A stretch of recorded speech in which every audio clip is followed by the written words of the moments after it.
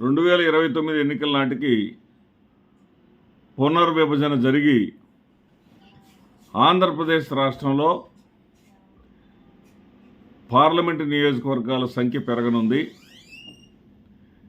ఇక్కడ ఒక ఆసక్తికరమైనటువంటి దక్షిణాది రాష్ట్రాలు వివక్షతకు గురికానటువంటి ఒక చక్కని విషయాన్ని కేంద్ర హోంశాఖ మంత్రి అమిత్ షా ఈరోజు వెల్లడి చేశారు. ఏమిటంటే ఇక్కడ జనాభా ప్రాతిపదికన కానీ నియోజకవర్గాలను పెంచడం జరిగితే ఖచ్చితంగా దక్షిణాది రాష్ట్రాలకు నష్టం జరుగుతుంది. దక్షిణాది రాష్ట్రాల్లో జనాభా నియంత్రణ పాటిస్తూ ఉన్నారు. అదే ఉత్తరాది రాష్ట్రాల్లో అయితే కుటుంబ నియంత్రణ పాటించే వాళ్ళు చాలా తక్కువ. జనాభా ప్రాతిపదికనగానైతే ఉత్తరప్రదేశ్, బీహార్ రాష్ట్రాల్లో మరింత జనాభా పెరిగి ఓటర్లు పెరిగి అక్కడే ఎక్కువ పార్లమెంట్ స్థానాలు వచ్చి దక్షిణాది రాష్ట్రాలు నష్టపోయేటటువంటి ప్రమాదం ఉంది.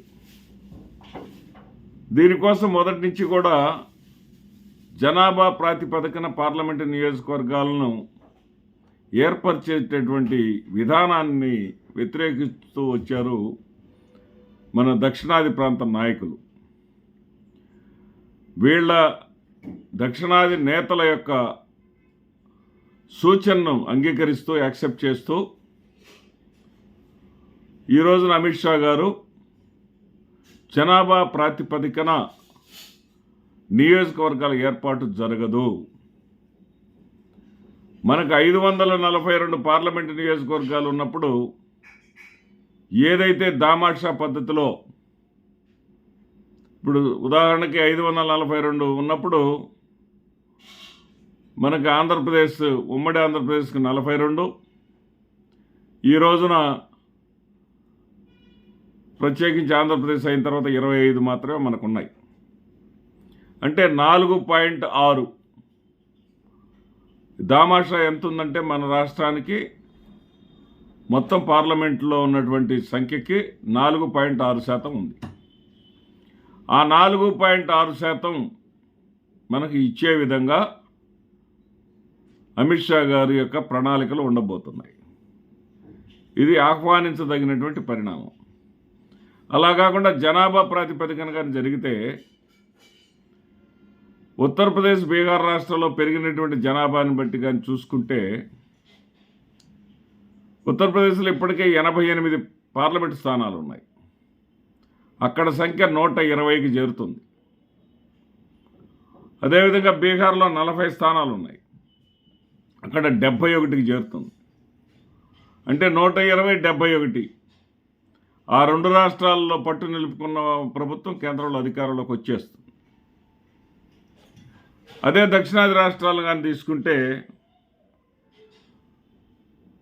కర్ణాటకలో 28 ఉన్నది 36కు మాత్రమే పెరుగుతుంది.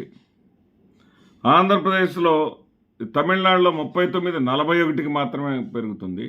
ఎందుకంటే అక్కడ కుటుంబ నియంత్రణని చాలా మన దక్షిణాది రాష్ట్రాల్లో ఎక్కువగా పాటిస్తున్నటువంటి రాష్ట్రం తమిళనాడు.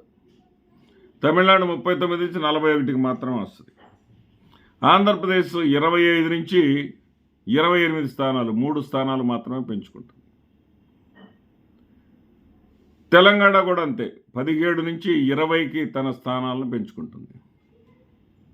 అంటే దక్షిణాది రాష్ట్రాల నుంచి ప్రాతినిధ్యం అనేది పునర్విభజన కారణంగా గతంలో కన్నా మరింత కుచించుకుపోతుంది, తగ్గిపోతుంది జనాభా ప్రాతిపదికన జరిగితే.